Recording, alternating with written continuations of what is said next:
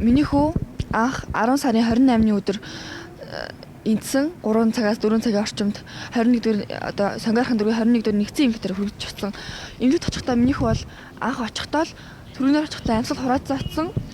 Тэгээд багш нь анх очиод манай хэлэхдээ мэдхгүй их чи уйлаад ярьсан байгаа байхгүй юу? Мэдхгүй их чи хоолоо идж байгаа дунаад унтцсан байсан. Би үлгийдэж аваачаа тавьцсан. Тэгээд над руу ярахтаа багш нь ярахтаа ээж нь мөн үү одоо хүүчин унтад сэрээд царай сонирн болоод байна гэж ярьсан. Тэгэхээр ямар ч эцэг хүн хүүхдээ тийм болцсон гэж бодож имлэг рүү очихгүй байхгүй юу?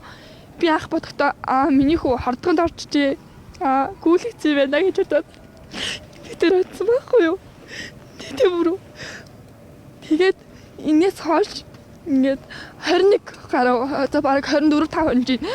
Тэгээд 24 5 хоногийн хугацаанд арай гэж нэг юм ингээд шүүгшилгээнээр ингээд удаашрсаар агаад арайч нэг юм гараад өнөөдөр бид нар танилцуулж ин л та. Тэгсэн чинь ямар ч хууч өвчнгөө хүүхдийг илэг бөөрний өрөвсөлтөө зүрх судасны асуудалтай байсан болохоор зүрх нь хаагцаа гэдэг дүгнэлт гарсан байна.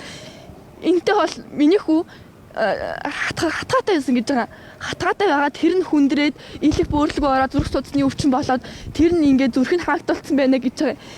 Энэ бол ямар ч боломжгүй. Миний хүү ханиадтай байсан үнэн гэхдээ хатгаа болоогүй.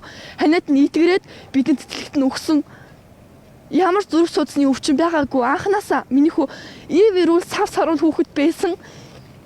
Би бол үнэхээр гомдолтой. Энэ яагаад бидний ажлын төлөө, амьдралынхаа төлөө ажил хийхийн тулд хүүхдээ сайхан амьдруулахын тулд хоёроо хүрээгүй хүүхдээ өдөр өмжүүлэхэд өгөөд ингээд алдчихлаа.